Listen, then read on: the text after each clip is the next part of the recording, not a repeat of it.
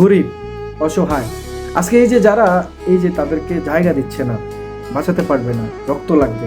দেখুন, আপনারা যখন বিয়ে করেন, বিয়ে করা অবস্থায় কিন্তু এই মানুষকে দাওয়াত করেননি, ওই মানুষকে দাওয়াত করেননি, হাজার হাজার মানুষ, শত শত মানুষকে আপনারা দাওয়াত করেন, আপ্যায়ন করেন, কিন্তু এমন একটা মুহূর্তে কয়জনকে আপনারা পেয়েছেন?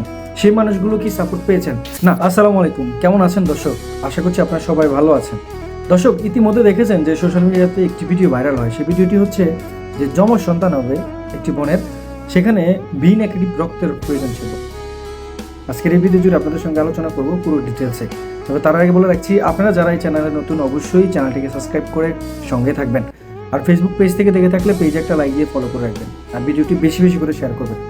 দর্শক, ইতিমধ্যে জানা গেছে, হঠাৎ করে যখন তারা রক্তের অভাবটা বুঝতে পারলেন, ডাক্তার তাদেরকে বলে দিয়েছে যে হয়তো তাদেরকে বাড়ি ফিরতে হবে, কিংবা না ফেরার দেশে চলে যেতে হবে বাচ্চা সহ সেই মাকেও। বুঝতেই পেরেছেন যে কতটা জটিলতা আপনার প্রকাশ পেয়েছে। কিন্তু সেই মুহূর্তে হঠাৎ করে দেখতে পেলেন এক যুবক, অচেনা এক যুবক, তিনি এসে হাজির হলেন। আর মুহূর্তের মধ্যেই তিনি তার সেই রক্তটা দান করেছেন। রক্তদানের ফলে দেখা যাচ্ছে সেই মেয়েটিও বেঁচে উঠেছে এবং তার যে যমজ যে সন্তান, তারাও পৃথিবীতে এসেছে। আলহামদুলিল্লাহ। এবার আসুন যদি কয়েকটা বিষয় আপনাদের সঙ্গে একটু ক্লিয়ার করে বলি।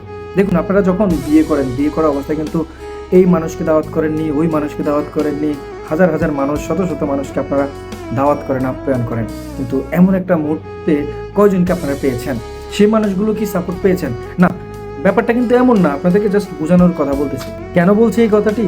না, আপনারা ওইভাবে মাইন্ড করবেন না। কেননা আমরা যখন বিয়েতে যাই, আপনারা খরচটা অনেক বেশি বাড়িয়ে দেন। প্রশ্নটা হচ্ছে এই জায়গাটা যে এই মেয়েটার তো বিয়ে হয়েছে না, হওয়ার পরে তো অনেকেই খেয়েছে না। খাওয়ার ব্যাপারটা এমনটা কিন্তু না, দাওয়াত করেছেন। কিন্তু এই যে তার বিপদটা, আমি কিন্তু বুঝিয়ে বলতেছি যে এই যে তার এই বিপদটা, এই বিপদের সময় ওখান থেকে যদি 50 জন মানুষকে খাওয়ানো হয়, ম্যাক্সিমাম মিনিমাম যদি 50 জন মানুষকে আপনি যদি খাওয়ান, সেখান থেকে কি 2টা মানুষও পান নাই তো। দেখুন, অচেনা একটা ছেলে হঠাৎ করে তিনি সাড়া দিয়েছেন। আর এইটা দেওয়ার কিন্তু সৌভাগ্য সবার হয় না। রক্তদান সবাই করতে পারে না, ভাগ্যের প্রয়োজন আছে। আপনি চাইলেই নিতে পারবেন না কারো কাছ থেকে। তো সে আসলে খুব ভাগ্যবান, এই মা এবং তার মেয়ে, সে সাথে যে সন্তান যারা পৃথিবীতে এসেছেন, তারাও আসলে খুব ভাগ্যবান। দেখুন, আমরা এখন নিত্য নতুনভাবে কত কি আমরা দেখতে পাচ্ছি সোশ্যাল মিডিয়াতে। এমনটাই এত পরিমাণে ভাইরাল হয়েছে তার এই বক্তব্যটা ঘিরে, তার এই ভিডিওটা ঘিরে, মুহূর্তের মধ্যেই সেটা যেন হাজারো মানুষের মন কেড়ে নিয়েছে। আর সেখান থেকে ফিরে এসেছে অনেক অভিযোগ, অনেক বেদনা, অনেক কষ্টের কথাগুলো। একজন মা, তিনি তার মেয়েকে হারাচ্ছেন, আর সেই মুহূর্তে তিনি কষ্টের কথাগুলো শেয়ার করছেন, এইভাবে কষ্ট করছেন, তার জন্য এত এত এত পরিমাণে দোয়া করছেন সে যেন ভালো থাকে।